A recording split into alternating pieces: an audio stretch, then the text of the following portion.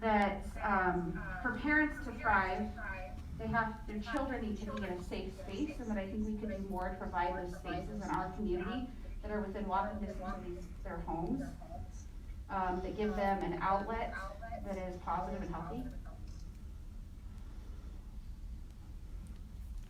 Okay, well, I'll agree with that because since we've been here, that's a common comment. There's not much for young people to do here. And we had a skate park for a while. There's a development to redo it. Just a little thing of funding. But anyway, we do have things in place for children. It's just getting them to fruition. So that's what you're in favor of for children, which is good. Anything else? Okay. Mr. Vendetti or Anthony have any further comments? Is it that time yet? Yep. I would like to make a motion that we appoint Melissa Hardy to fill the vacant seat in Ward 2.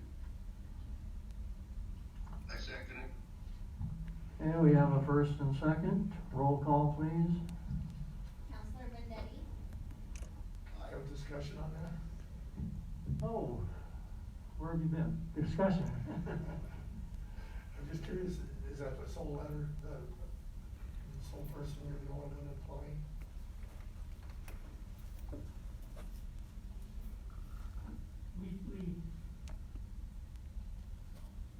We actually had 3 applicants.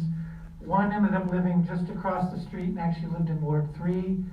The other was Mr. Larry Baker, who is term limited out, and the city attorney determined that he is not eligible. So there were actually 3 applicants, but she was the only one that was deemed actually eligible for the position. Thank you. Now I'm ready. Okay. Okay, continue, please. Counselor Escobar? Yes. Counselor Wood? Yes. Counselor Allen? Yes. Counselor Nicely? Yes. Mayor Upton? Aye. Okay, so now we should have her take the oath of office. Normally, the city attorney does this. Do you want me to do it, or do you want him to do it? Matt, you okay with that? Yeah, I think somebody in the room should do it, and obviously because of the COVID concerns, 6 feet apart. But yeah, I think the mayor can swear her in. You can swear her in, or the clerk. It's pretty ceremonial. Are you okay? You have it in hand, you're right there. I'll use a pen first, and you can use that microphone and I'll use this one. Okay, I'll go like this. I state your name. I, Melissa Hardy, Do solemnly swear by the ever-living God do solemnly swear by the ever-living God that I will support the Constitution of the United States that I will support the Constitution of the United States and of the state of Colorado, and of the state of Colorado, and faithfully perform the duties of the office of and faithfully perform the duties of the office of Councilwoman for the city of Florence, Councilwoman for the city of Florence, upon which I am about to enter. upon which I'm about to enter. If you would mind signing right there. Right. And then print your name.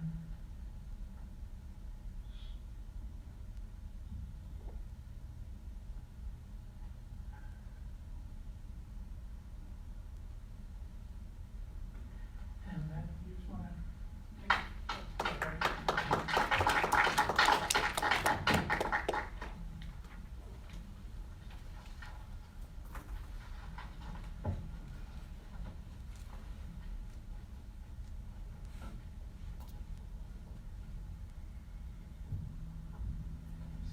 Do you go by Melissa or is he? Melissa. Okay, now that you're officially sworn in and seated, welcome to the council. Thank you so much. I'm very excited to be here. Congratulations. Okay, any additions, corrections, or deletions to the consent agenda? And And if not? Anything? No. Make a motion to approval of consent agenda, A, B, C, D, and E. A, B, C, D, and E. Second? Okay, first and a second, roll call please. Counselor Allen, Yes. Counselor Wood, Aye. Counselor Escobar, Yes. Counselor Hardy, What am I approving? Consent agenda. Oh, What- Lisa. yeah, Just say yes. I say yes, yes? Yeah, she's not precluded from voting. I was gonna say, Or you can recuse yourself if you don't know what it is. I'd like to recuse myself. I'm new here. Perfect. Counselor Nicely, Yes. Counselor Benetti, Aye. Mayor Upton, Aye.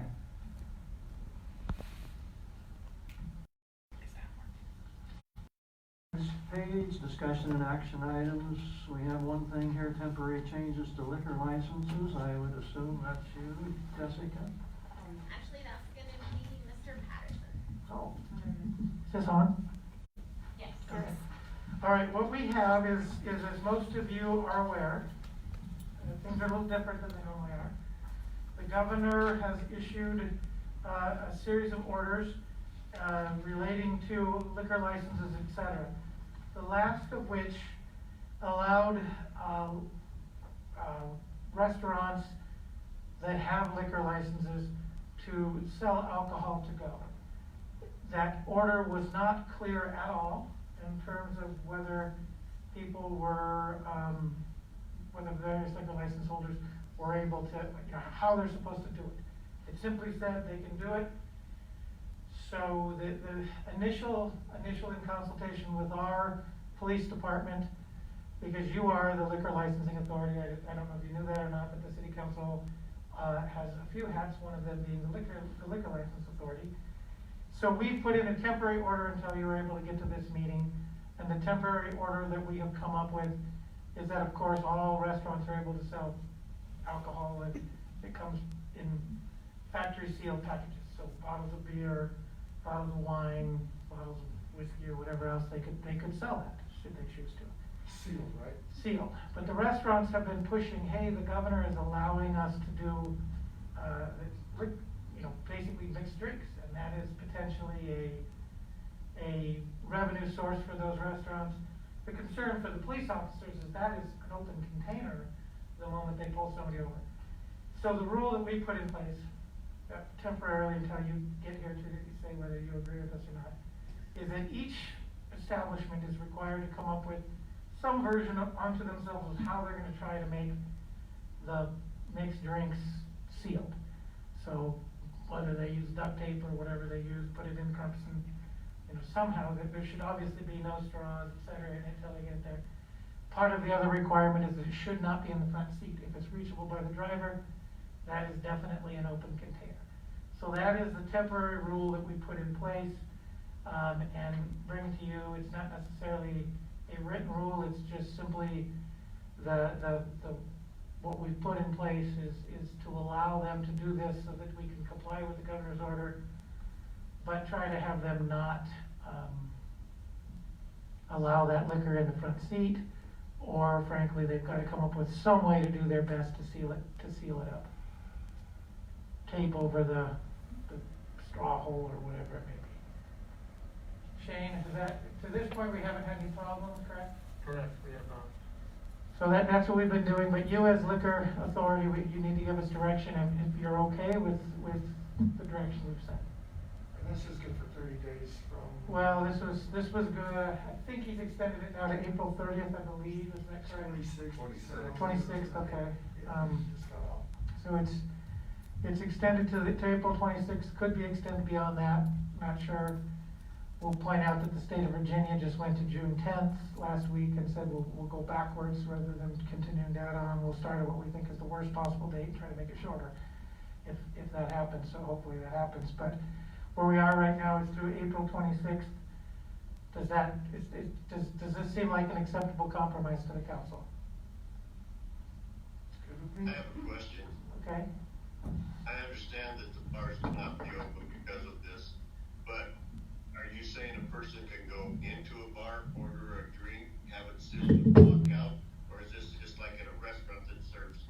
It's, the dinner to be picked up? it's exclusively, you have to order food. If you don't order food, you can't get the drink. So if you want to get a drink without food, you have to go to the liquor store still. And breweries also have an exemption. But the one place in town you can, well, the 2 liquor stores plus the brewery are the only places in town where you can get alcohol without having purchased food. And that's something else that came out, I'll just bring this up right now.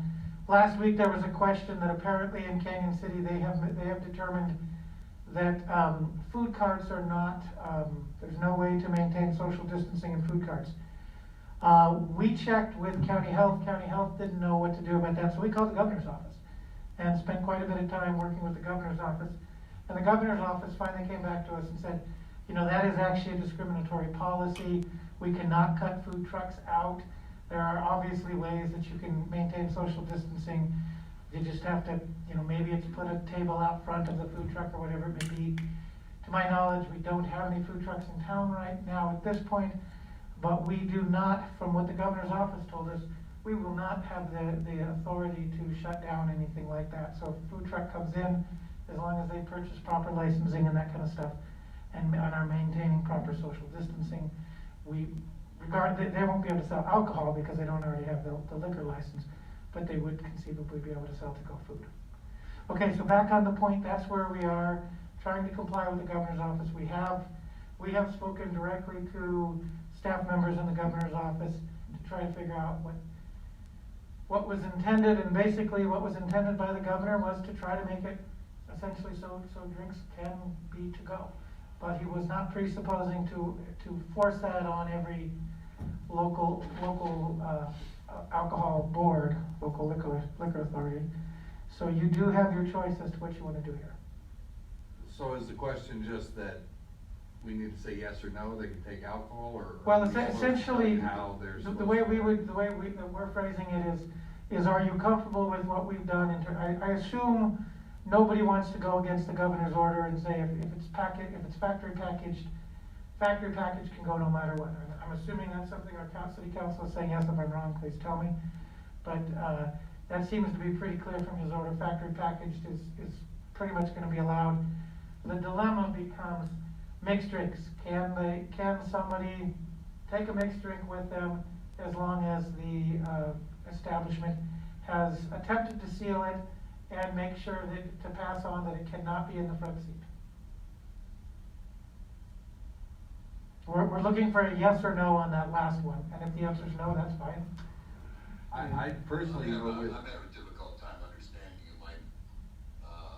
Okay, I'm gonna take this off, maybe this will help. That might help. Okay, so. Are we saying that, if they give you a drink to go, if, for example, if they put it in a mason jar with a lid on it, is that? That would be one of the acceptable ways.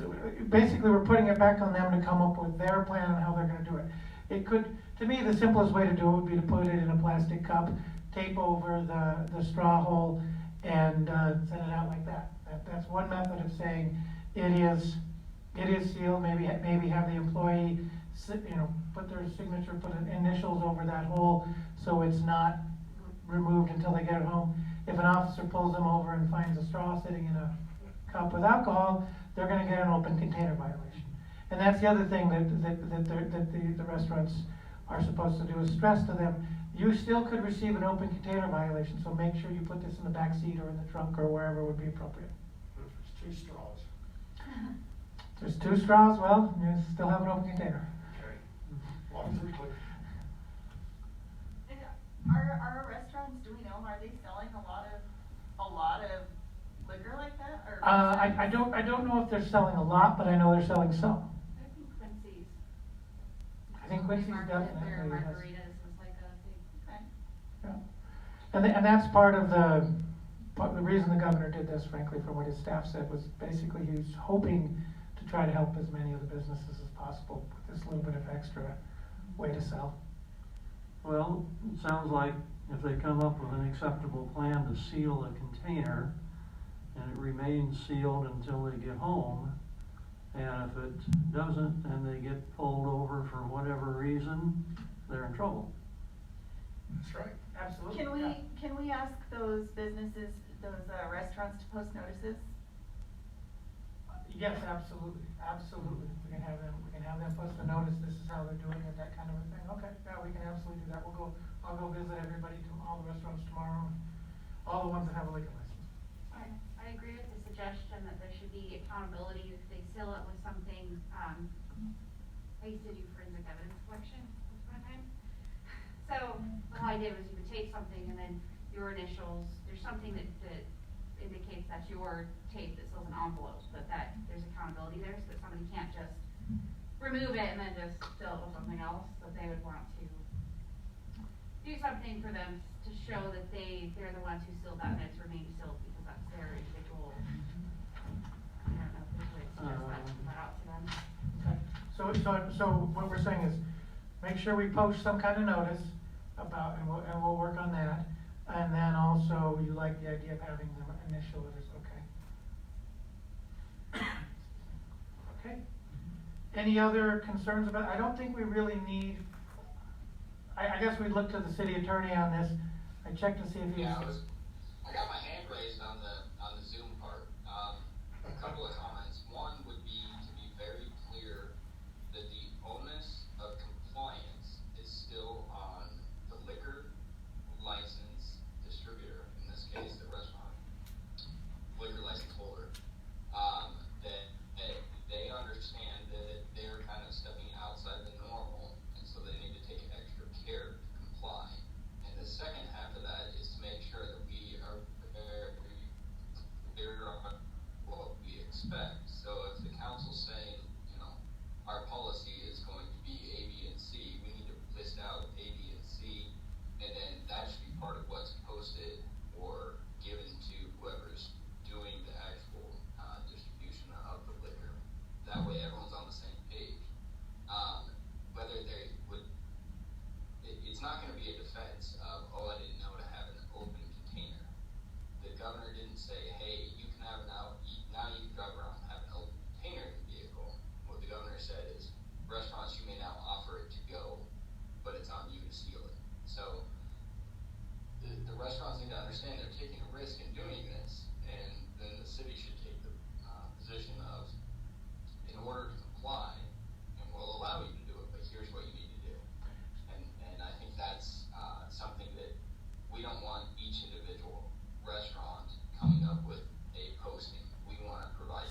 So we will come up with a posting that basically says, here's the posting, if you're gonna take alcohol, mixed drinks to go, it needs to be done in a sealed manner. Also keep it out of the front seat, out of the reach of the driver, those kinds of things, and otherwise comply with all the liquor laws of the state of Colorado. Yeah, it's almost like if they had a label that was they could stick across the top of the container if they're gonna use a plastic cup that, says this is from, Ito's restaurant or whatever. And once they get home, then it would be a case of actually breaking that seal that is on the container.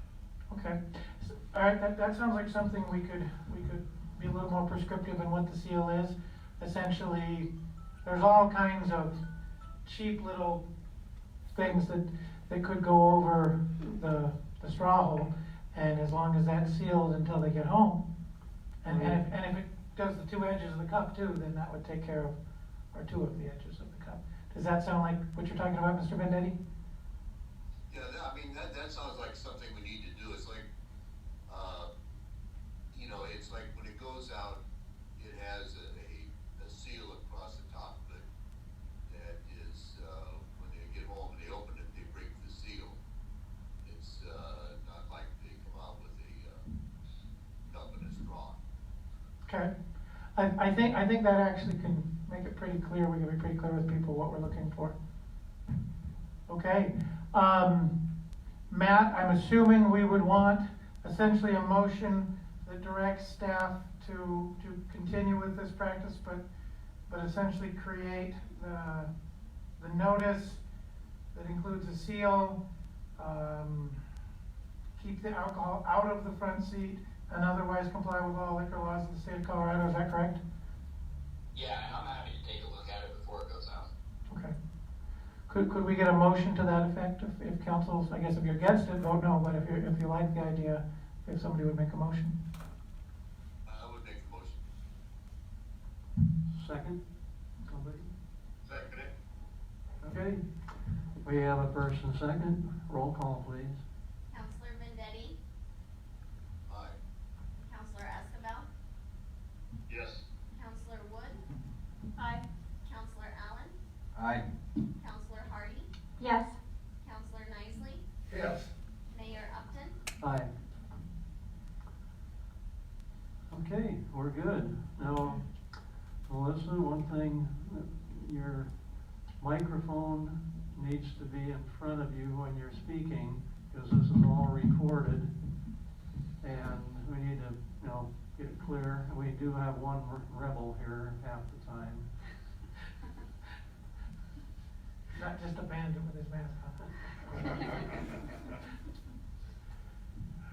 on. Okay, next is to direct staff to start the RFP process, which is a request for proposals for newspaper of record. And did you want to say something on Well, this, or do you want? First thing I wanted to say on this, at our last real council meeting, way back in the first meeting in March, I misspoke on this subject. There was this was actually related to the council appointment.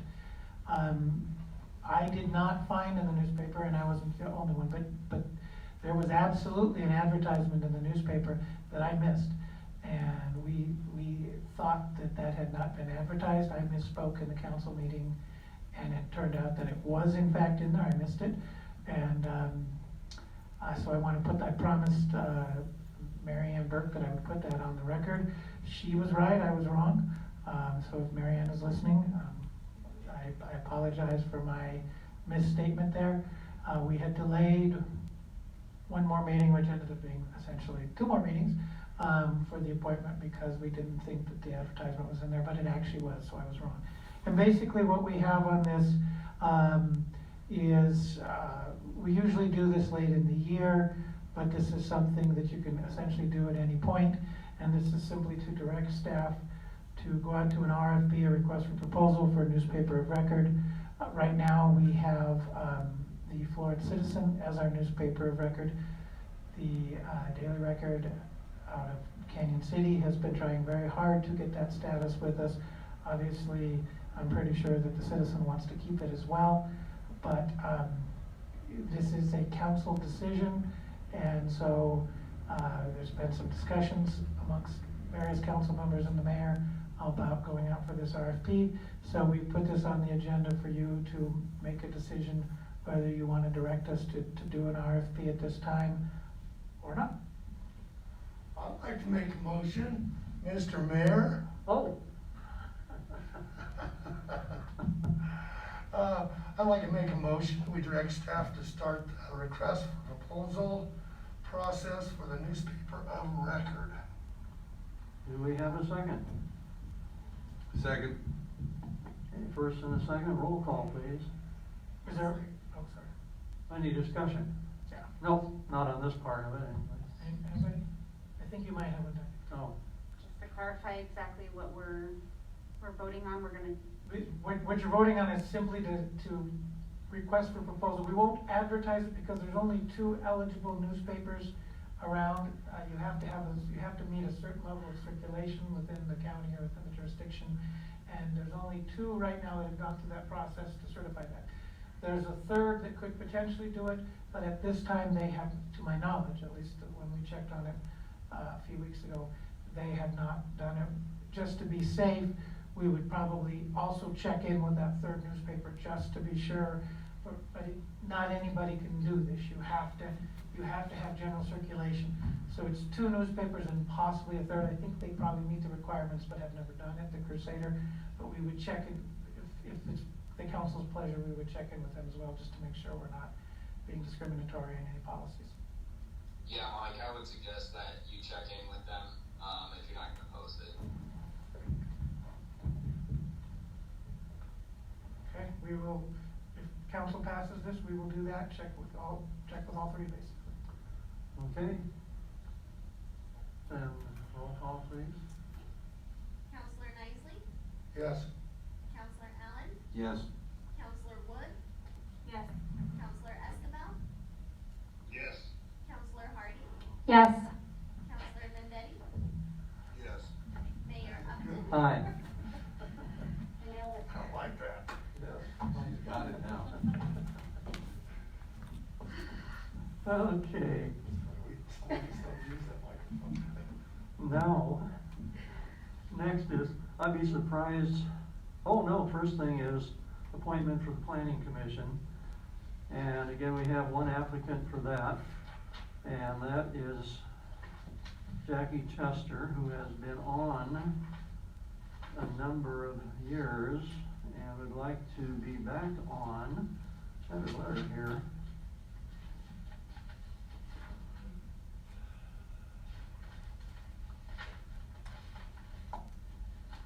I got too many paper clips in here, I must have, Page 27, Mayor. oh, there it is, right in front of me. I had my hand on it. Yeah, she does have her letter in here, she'd be interested in returning, she's had quite a background in, planning commission, requirements of home building, buying, selling, everything, so,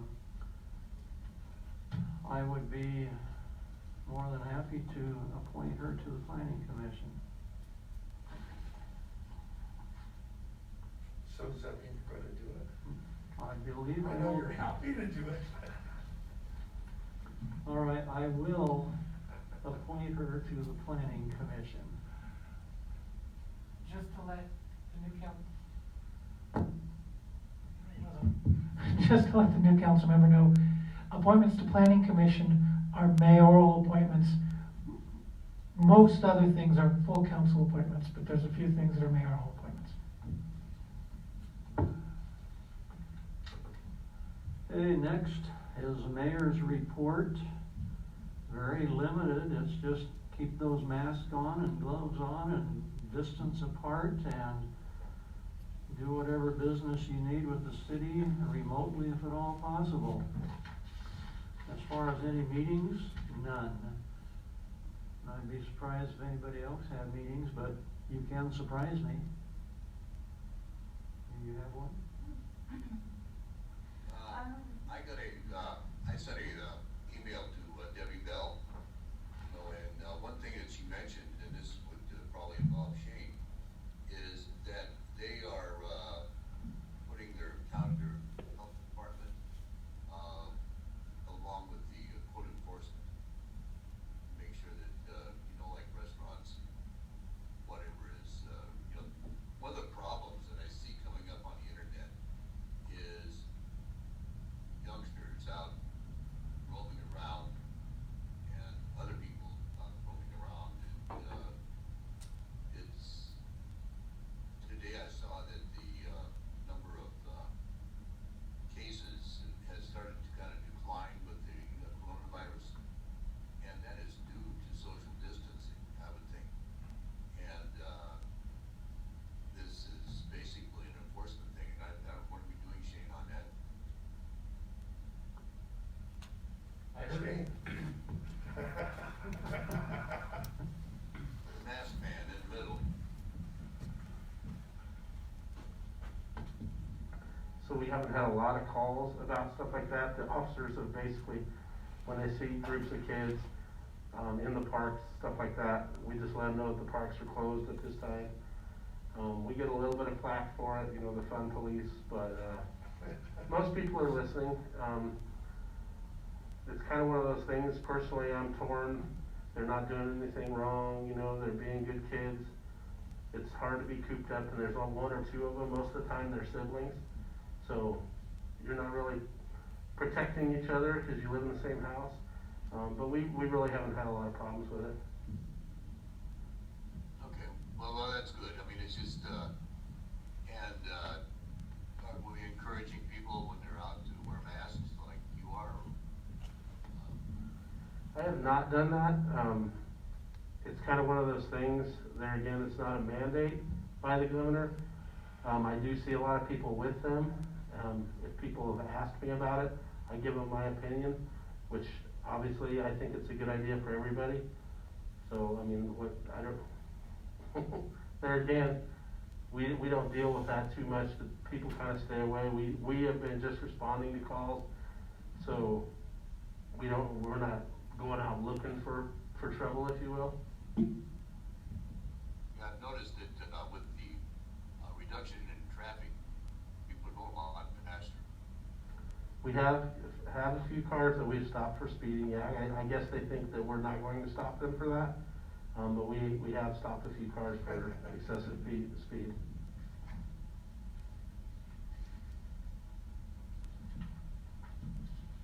And it's almost like you can send a letter if you're not on radar.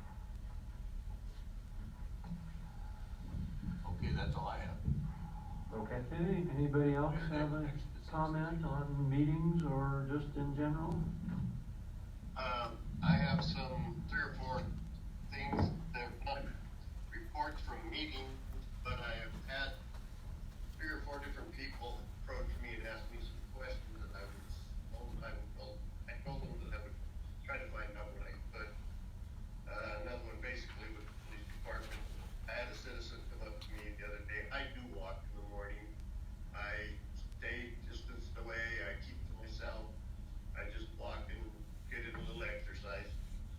But a person asked me about what the police department would do about people that are in the park with the metal detectors. I seen them over the weekend, and I'd seen some people down there, older people, younger people, having a lunch, staying away from everybody, just enjoying a little sunshine, another painting. And I tried to explain to them, as far as I was concerned, as long as they weren't doing anything wrong, you know, it's enough trouble without having to go through trying to give them a ticket or causing more problems than we need. Like I told him, you know, if it comes down to that, then you won't be out walking your dog asking me these questions if that's the way you personally really want it to happen. That's the way I feel. I don't know if anybody else has any other questions or opinions on it.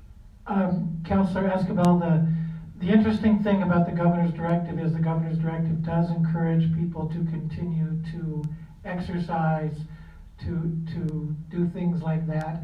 So certainly if people are on their own, you know, staying away from other people, we have tended to stay away from them because that is basically the governor's directive. If they're congregating in bigger groups, then law enforcement will go up and encourage them to leave. But even the governor's order, in his instructions to law enforcement, he makes it very clear that he does not wish to see law enforcement actively challenging people, threatening to arrest, that kind of stuff.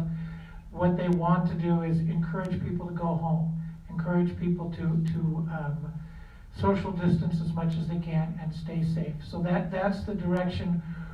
If people are in the park and if they're congregating, we will go try to talk to them from a distance and get them to break up the group and go home. If they're there as individuals, that is pretty much in compliance with what the governor has directed. It's a difficult thing too, because particularly in the bigger cities, they have a lot of issues where homeless folks, the only opportunities they have to use bathrooms are in the public bathrooms. So there's a whole bunch of issues out there they're all over the state.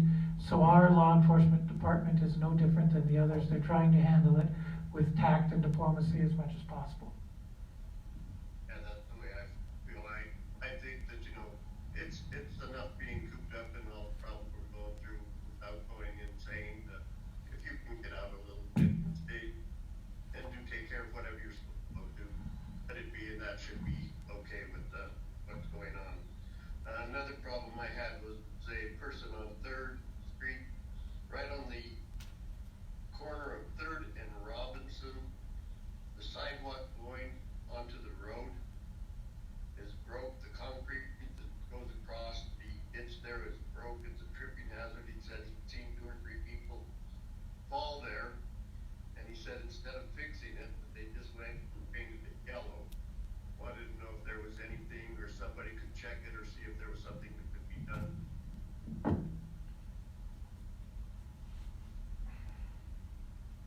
Okay, sorry, I was trying to figure out how to get to my mask here. Yes, well, I'll talk to Sam and Martin about that tomorrow. I do want to make it clear to everybody, Public Works is still open. What we have them doing for social distancing purposes, they go out, one person in a vehicle, and do smaller jobs. The normal concrete jobs that we would do, we're not doing right now because those take bigger crews, and you can't maintain the social distancing, but we've got them doing all kinds of other things. But we'll go take a look at it, and just because we can't necessarily fix it in the next few weeks, doesn't mean we won't tackle it shortly thereafter. So Sam and I will go visit that site, and we'll figure out a plan on that. Which corner did you say? Third and Robinson. Third and Robinson, but was it? Yes, Third and Robinson, it's right across from, that house, the Fox House for sale. So basically the northwest corner, is that the one you're talking about? Northeast. The big white one. Well, that's Fox's is northeast. So it's across the street from Fox's? The gentleman's doing a lot of remodeling on that house right there in the corner. Okay. His, Della Rosa's live right there in that area. Okay, well, and if I'm not sure, I'll just walk around all four and figure out which one it is. Yeah, just give me a yell and I'll meet you there, whatever. Okay, Also, one more thing, well, two more. Another question was asked, are we still doing cleanup next week? I was about to tackle that, but so here's what's gonna happen with that. We were gonna put it on hold as we tried to figure out how long this was gonna go, but Sam and Martin in Public Works, what they have decided to do is take a smaller crew. It'll essentially be Martin, well, there'll be one guy driving the tractor to lift things up, and Sam and Martin will be out there, and then they'll have the other guys just driving the dump trucks to get it out of there. But so we're gonna start next Monday, the 13th. We will start on the extreme east side of town. We'll work our way west, and then we will come back and do it one more time. So it's cleanup week is likely to last 2 to 3 weeks because it's a smaller crew and we're gonna go through twice. So if anybody asks you that, absolutely it starts on the 13th. If they're not able to get their things out for that first pass, don't worry, we will be back after that. So it is gonna start on the 13th, but they get two chances this year instead of one. And if they have any questions, call City Hall and we'll make sure that they don't get missed. Okay, I don't think I joined in this late, and I think I was on time because I was talking with Mr. Benetti. Why did we not do the pledge allegiance for this, even though we are maybe in distance apart from each other and different ways we're doing it? I think we still need to do the pledge allegiance to start these meetings. We actually did. I just don't think you could tell it from your end of the broadcast, but we actually did one here. Okay, thank So you. help me God. Yeah, we really did. No further questions. Okay, I haven't had a lot, going on to report on. A couple weeks ago, I did help with FlowCan and just kind of getting the organizational part of FlowCan started. And then had to step back away from that a little bit, had some family issues come up, but, that's something that the city is doing that I'm extremely impressed with. Reaching out to our citizens, having a place for people to have a resource when they're in need of something, when they can't, whether it's because of quarantine or being an at-risk person, and they can call in and request help from the city. So I think that's just something that's really cannot be understated as far as things that our city is doing.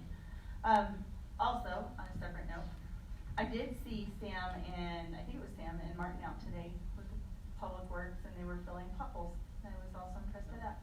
So, woo-hoo, way to go. Anybody else have anything? Okay, City Attorney, you have anything to tell us? I do, Oh, but darn. I'll actually save most of my comments. I've got an 11-page memo that kind of addresses state and federal issues that are going on right now. At least twice a week, I'm on the phone with either CML or CIRSA, hearing the latest and the greatest. So I'm going to send that to Jess, and she can forward it to all of the council members. If there are questions about any of it, please feel free to contact me. I'm happy to talk about it, and it's something that we'll keep updating as we learn more. I appreciate the council's patience. This is not a necessarily fun time, but it is certainly an interesting time. Okay, thank you. City manager? Okay, a couple of items real quickly, just to let you know, we are actually, knock on wood, finally have a date from Wells Fargo to be able to purchase the 600 shares of Union Ditch from the dairy. That is, I can't remember if it's April 17th or April 19th, one way or the other. It does appear that everything is on track, and cross your fingers and all those sorts of things. It should actually finally happen. We've been working on this, I think, since maybe May or June of last year. So it's been quite the endeavor. Councilperson Wood mentioned FlowCan. Do want to say thank you to, I know there's probably a lot more volunteers now, but the folks who really got that going, Connie Earls, Tabitha Hardy, Hans Prahl, Jana Hagen, Kevin Mamalji, and some city staff. I think they're really doing a good thing for people in our community, and I know there's so many other volunteers and people who've donated goods and money and so on and so forth. Really want to thank them. I am requesting two executive sessions tonight. Should be pretty brief, but asking that the council invite the city attorney, the city manager, and the city clerk for those two executive sessions, and we will have them in. I think we can let Janelle and Shane go home. That neither of these impact their areas of responsibility. So. Okay, we need a motion to go into executive session. I make a motion to go into executive session. Matt's got to read his part. Oh, yes, all right, and that would be pursuant to 24-6, 402, subpart 4E, for the purposes of determining negotiation positions relative to matters that may be subject to negotiations, developing strategies for negotiations, and/or instructing negotiators.